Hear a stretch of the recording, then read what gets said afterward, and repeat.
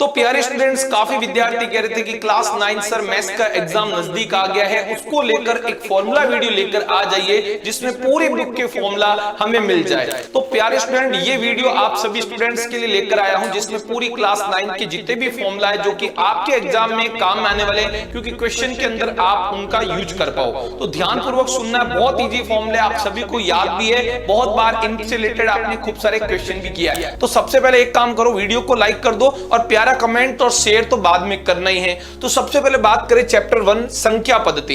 इसमें वर्गमूल जो होते हैं, अंडर रूट के अंदर √2, अंडर रूट 3, अंडर रूट 27, इस तरह के वर्गमूल के अंदर जो संख्याएं होती है उनसे संबंधित कुछ सर्व समीकरण हैं। सबसे पहले है under root AB। Under root AB का मान होता है under root A into under root B, यानी A और B जो अंडर रूट में गुणा हो रहे हैं उन्हें अलग अलग under root A into under root B लिखा जा सकता है। और इसमें डिवाइड वाला भी होता है, अंडर रूट के अंदर A बट्टा B है तो जरूरत पड़ने पर हम अंडर रूट A बट्टा अंडर रूट B भी लिख सकते हैं। ठीक है, अगला है under root A plus under root B से under root A minus under root B गुणा हो तो इसका मान हमेशा A माइनस B होगा। ये जो फॉर्मूला है इससे रिलेटेड बना है, ये जो आपने पढ़ी होगी सर्व समीका A square minus B square जो कि होती है A plus B into A minus B। तो आप इसका भी यूज कर सकते हैं, अदरवाइज ये आप यूज कर सकते हैं, under root A plus under root B से under root A minus under root B गुणा हो तो A माइनस B।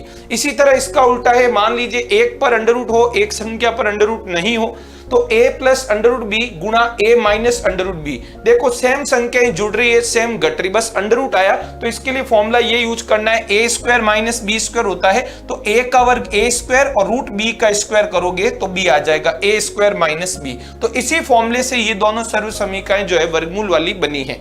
अगला है under root A plus under root B, जब under root C plus under root D से गुणा हो तो क्या होगा, यहां पर ये जो A है C और D से गुणा होगा, फिर B भी C और D से गुणा होगा तो under root AC plus under root AD plus under root BC plus under root BD। अगला है under root A plus under root B का होल स्क्वायर आ जाए तो इसके लिए होगा देखिए ये फॉर्मूला किस पर रिलेटेड है, ये फॉर्मूला आपने पढ़ा होगा। ठीक है, बीजगणितीय सर्व समीकरण है, A प्लस B का होल स्क्वायर होता है A square plus 2AB plus B square, उससे रिलेटेड ये फॉर्मूला है। तो अंडर रूट A का स्क्वायर A हो गया plus 2 under root AB, A और B का गुणा अंडर रूट में plus B under root B का स्क्वायर हो जाएगा B। ये फॉर्मूला आपको याद रखना है। ठीक है, तो ये जो फॉर्मूला है यदि याद नहीं भी हो रहे तो आप इनसे रिलेटेड लगाकर भी, ये फॉर्मूले लगाकर भी क्वेश्चंस कर सकते हैं। अब बात करते हैं घातांक वाली वास्तविक संख्याओं को हल करने के नियम। तो ये भी फॉर्मूले आपके जो है चैप्टर 1 में A की घात P इंटू A की घात Q बराबर AP प्लस Q, यानी प्यारे स्टूडेंट जहां P और Q क्या है, पूर्णांक है और A कोई वास्तविक संख्या है। तो आप देखो दोनों का आधार समान है, दोनों का आधार A है और घातें अलग अलग है P और Q, तो समान आधार वाली अलग अलग घातों वाली संख्या गुणा हो रही है तो क्या होगा, आधार A आएगा, घातें P और Q जुड़ जाएगी। इसी तरह भाग का नियम में देखो A की घात P बट्टा A की घात Q, तो दोनों में आधार समान है, संख्याएं भाग में है और घातें अलग अलग है तो घातें घट जाएगी। ठीक है, तो Q ऊपर आएगा तो P माइनस Q है ना, आप चाहे तो P को भी नीचे भेज सकते हो, 1 बट्टा A की घात Q माइनस P बन जाएगा। अगला है घातों की घात का नियम। A की घात P है, अंदर कोई घात है किसी संख्या की और बाहर भी एक घात है ब्रैकेट के, तो अंदर और बाहर की घातें गुणा होगी, A की घात P इंटू Q, PQ बन जाएगी। अगला है AB की घात P, देखो ब्रैकेट में दो संख्याएं गुणा हो रही है A और B और उनकी बाहर घात P, तो हम क्या लिखेंगे, दोनों को अलग अलग घात दे देंगे, A की घात P इंटू B की घात P, ये भी ध्यान रखना है। A की घात 0 1, किसी भी वास्तविक संख्या की घात 0 आए तो 1 होगा। अगला है A की घात माइनस n है कहीं पर, तो आप सवाल में उसको 1 बट्टा A की घात प्लस n भी लिख सकते हो, या फिर 1 के बट्टा में किसी संख्या की घात ऋणात्मक है तो आप उसको अंश में लेकर आ जाओ, उसकी घात धनात्मक बना दो। आगे बढ़ते हैं, बात करें चैप्टर 2 में बहुत सारे फॉर्मूले हैं, विशेष ध्यान रखना है। पहला फॉर्मूला है A प्लस B का होल स्क्वायर। ठीक है, कभी कभार A और B दोनों के आगे माइनस B आ सकता है, माइनस A माइनस B का होल स्क्वायर। तो क्या करना है, A और B दोनों प्लस के हो या दोनों माइनस के हो, तो इसके लिए ये विस्तार होगा A square plus 2AB plus B square. Next है A माइनस B का होल स्क्वायर, प्लस की जगह माइनस आ गया तो A स्क्वायर माइनस का 2AB, यहां प्लस की जगह माइनस आ जाएगा, A square minus 2AB plus B square. अगला है a minus B into A plus B, इनका जब गुणा होगा तो आएगा a square minus B square. अगला है a plus B plus C plus whole square, इससे रिलेटेड क्वेश्चन भी काफी आते हैं और 9th के लिए इंपॉर्टेंट क्लासेज भी हमारे इस चैनल पर मेरी अवेलेबल है, आप जरूर देखें। आपकी परीक्षा में सबसे इंपॉर्टेंट जो क्वेश्चन है, छपने वाले सवाल जो कि बहुत बार पूछे जा चुके हैं, उन सभी से रिलेटेड क्लासेज इस चैनल पर मिल जाएगी, आप जरूर देखिएगा एग्जाम में जाने से पहले, ठीक है। तो a प्लस बी प्लस सी का होल स्क्वायर, तीन संख्या है उनका होल स्क्वायर हो रहा है तो आंसर होगा a square plus B square plus C square plus 2ab plus 2bc plus 2ca। यदि a प्लस बी का होल क्यूब आ जाए, जैसे यहां स्क्वायर था होल क्यूब आ जाए तो सर्वसमीका होगी a cube plus B cube plus का 3ab गुणा में a प्लस बी, या फिर आप क्या करो ये 3ab को अंदर गुणा कर दो तो ये सर्वसमीका बनेगी a cube plus B cube 3a square b plus 3ab square. इसी तरह a माइनस बी का होल क्यूब होता है a cube minus B cube minus 3ab और गुणा में a माइनस बी। अब यदि आप माइनस के 3ab को अंदर गुणा करो तो ये बन जाएगी a cube minus B cube minus 3a square B plus 3ab square. आगे बढ़ते हैं, और भी फॉर्मूलेज है, a cube plus B cube, इसका फॉर्मूला दोनों के ऊपर अलग अलग क्यूब आ जाए तो इसके लिए आप याद रखो a प्लस बी गुणा a square minus ab plus B square, ठीक है। ऐसे भी लिख सकते हैं लेकिन इसको ज्यादा याद रखें, a प्लस बी गुणा a square minus ab plus B square. यदि यहां plus a cube plus B cube की जगह माइनस आ जाए तो a minus B into A square plus A B plus B square, यहां प्लस होता है तो यहां प्लस इधर माइनस, और यहां माइनस होता तो यहां माइनस, उसका विपरीत प्लस आ जाएगा। इस पर रिलेटेड क्वेश्चन बहुत बनते हैं। क्या फॉर्मूला है a cube plus B cube plus C cube minus 3abc हो तो आपका फॉर्मूला होगा a plus B plus c गुणा a square plus B square plus C square minus a b minus b c minus c a. ये बड़ा सा formula याद रखना है। इसके अंदर कंडीशन है, यदि इस फॉर्मूले में a b और c यानी तीनों संख्याओं का योग 0 हो तो a cube plus B cube plus C cube यानी तीनों संख्याओं के गणों का योग जो है वो 3abc के बराबर होता। बहुत इंपॉर्टेंट फॉर्मूला ये।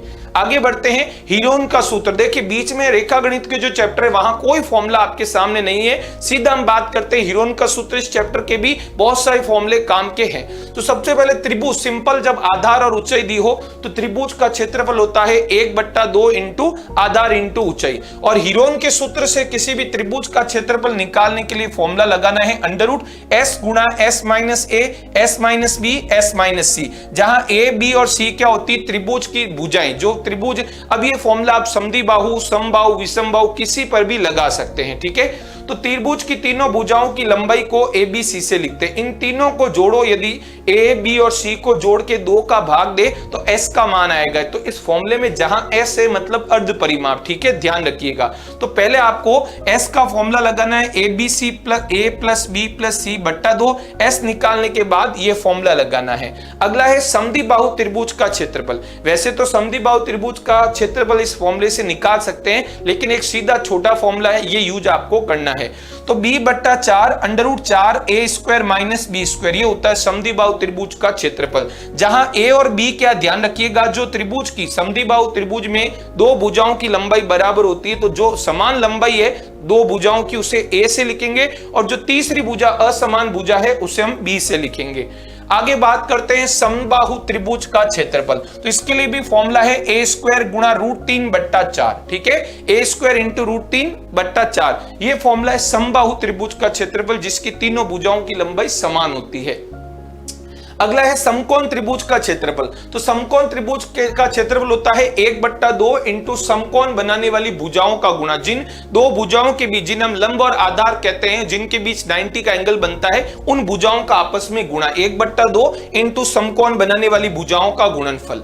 अगला चैप्टर है पृष्ठीय क्षेत्रफल और आयतन। इसमें भी फॉर्मूले है शंकु, गोला और अर्धगोला से रिलेटेड, ठीक है। तो इसमें आपको गणगणा, बेलन भी थोड़ा सा पढ़ के चले जाना है। 8th क्लास में, 7th में आपने जो पढ़ा उनसे भी रिलेटेड फॉर्मूला हो सकता है आपको पूछ लिया जाए, ठीक है। इस वीडियो को जरूर शेयर कीजिएगा, बहुत इंपॉर्टेंट वीडियो है, पूरा एंड तक जरूर देखिएगा। आपको फॉर्मूला याद हो लेकिन फिर से रिकैप हो जाएंगे, और इंपॉर्टेंट क्वेश्चंस की क्लासेस जरूर देख के जाइएगा, अदरवाइज हो सकता है फिर आपको पछताना पड़े कि यार मैं कांस पढ़ लेता, ठीक है।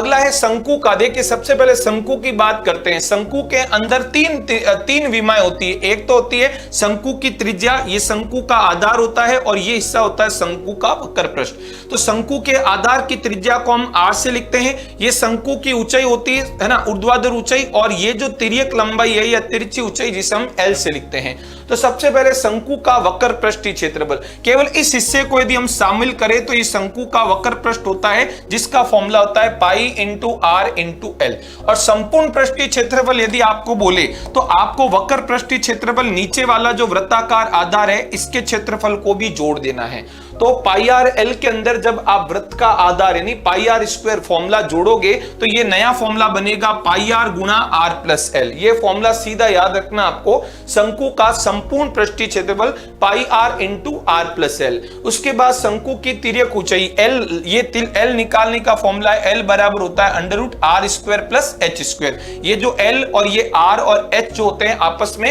एक समकोण त्रिभुज का निर्माण करते हैं। बात करें शंकु के आयतन की तो फॉर्मूला है 1/3 पाई आर स्क्वायर एच।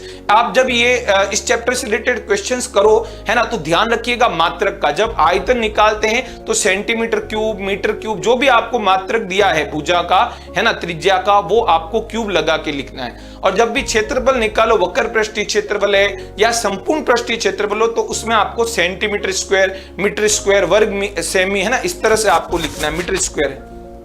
अगला है गोले से रिलेटेड। गोले के अंदर देखो, गोला में आपको पता है केवल एक ही विमा होती है, त्रिज्या। तो गोले का संपूर्ण पृष्ठीय क्षेत्रफल होता है 4 पाई आर स्क्वायर। और अर्धगोले की बात करें तो अर्धगोले का वक्र पृष्ठीय क्षेत्रफल होता है 2 पाई आर स्क्वायर, इसका आधा। अब गोले के अंदर दो क्षेत्रफल होते हैं, वक्र पृष्ठीय भी होता है और संपूर्ण पृष्ठीय भी। तो अर्धगोले का संपूर्ण पृष्ठीय क्षेत्रफल का फॉर्मूला आपको सीधा ध्यान रखना है 3 पाई आर स्क्वायर। तो तीन चीज होती है, 2 pi r square, 3 pi r square और 4 पाई आर स्क्वायर। तो 2 और 3 तो गोले से रिलेटेड होता है, 4 पाई आर स्क्वायर 2 और 3 तो होता है अर्धगोले से रिलेटेड और 4 होता है गोले से रिलेटेड। ओके, तो 4 पाई आर स्क्वायर गोले का संपूर्ण पृष्ठीय क्षेत्रफल, 2 पाई आर स्क्वायर अर्धगोले का वक्र पृष्ठीय क्षेत्रफल, और 3 पाई आर स्क्वायर अर्धगोले का संपूर्ण पृष्ठीय क्षेत्रफल। आयतन की बात करें, गोले का आयतन होता है 4/3 पाई आर क्यूब, अर्धगोले का आयतन होता है 2/3 पाई आर क्यूब। ओके स्टूडेंट, और आपका पेपर आराम से आप कर पाओगे, आसान आएगा। टीम से हमारी बात हुई है, आप मस्त रहिए, सभी का पेपर अच्छा होगा, बढ़िया होगा, बेस्ट होगा। आपने पूरी तैयारी की है, जो होगा देखा जाएगा, लेकिन आपको घबराना नहीं है, पैनिक नहीं होना। जितना आपने पढ़ा, आपने पढ़ सकते थे, आपने बढ़िया ही पढ़ा, लोड नहीं लेना है। और आप जो है, और दूसरा ओवर कॉन्फिडेंट नहीं होना। आप सोचते हो कि मैं फटाफट कर लेता हूं, सब मुझे आता है, और जल्दबाजी में गलती हो जाती है। पूरा क्वेश्चन अच्छे से आपको रीड करना है, उसके बाद ही आपको सवाल को अटेम्प्ट करना है ना स्टूडेंट। जल्दबाजी में काफी बार गलती भी हो जाती है, ये विशेष ध्यान रखें। सबका पेपर अच्छा होगा, बढ़िया होगा। जो क्वेश्चन आपको आते हैं, जो पहले आप कर सकते हैं, लगता है कि ये जल्दी हो जाएंगे, तो वो आप पहले कर दीजिएगा, ताकि आपका भी कॉन्फिडेंस बढ़ जाएगा और पीछे वाले जो सवाल है अच्छे से कर पाओगे। छोड़ना एक भी सवाल नहीं है स्टूडेंट, जब तक तोड़ेंगे नहीं तब तक छोड़ेंगे नहीं। आगे बात करें संख्या की, इसमें सिंपल फॉर्मूला है, कोई भी वर्ग दिया हो 10 से 15, 15 से 20, इसमें आपको वर्ग अंतराल पूछे तो उच्च सीमा में से निम्न सीमा घटा देना। जैसे उदाहरण के लिए मैं आपको बताऊं, जैसे उदाहरण के लिए, ठीक है, जैसे मान लीजिए एक वर्ग आपको दे दूं, वर्ग दे दूं 30 से 45, ठीक है, वर्ग 30 से 45 के लिए, इसमें मैं आपको पूछूं वर्ग अंतराल बताओ, ठीक है। वर्ग, इस वर्ग के लिए वर्ग अंतराल क्या होगा, तो इसकी ऊपरी सीमा में से आपको निम्न सीमा घटाना, ठीक है। जब मैंने क्वेश्चन करवाए हैं इंपॉर्टेंट, ये सब बातें वहां बताई है। तो ऊपरी सीमा 45 में से 30 आप घटा दीजिए, तो कितना आ जाएगा स्टूडेंट्स, 15 आ जाएगा। अगला है मध्य बिंदु। मध्य बिंदु होता है किसी भी वर्ग की निम्न सीमा प्लस ऊपरी सीमा बट्टा 2 कर दीजिए। जैसे इसी सवाल के लिए मैं आपको बताऊं, तो इस सवाल के लिए मध्य बिंदु को वर्ग चिन्ह भी बोलते हैं, ध्यान रखना, मध्यमान या वर्ग चिन्ह भी बोलते हैं। तो इस वर्ग का मध्य बिंदु चाहिए, तो निम्न सीमा 30 और ऊपरी सीमा 45 को जोड़ के 2 का भाग दे देना। तो 30 और 45 कितने होंगे, 75, 75 में आप 2 का भाग दे देना। तो 2 तिया 6, 1 इधर जाएगा, 37 बनेगा, 37.5 आपके पास आ जाएगा, ठीक है स्टूडेंट। तो सारी किताब के जितने भी इंपॉर्टेंट फॉर्मूले थे हमने पढ़ लिया है, और आपको वीडियो को अच्छे से स्पीड बढ़ा के फिर से जरूर देख लेना है। शेयर अपने सभी दोस्तों को कीजिएगा, लाइक कर दीजिएगा, कमेंट भी करके बताइएगा आपको वीडियो कैसा लगा। Thank you so much. जय हिंद, जय भारत।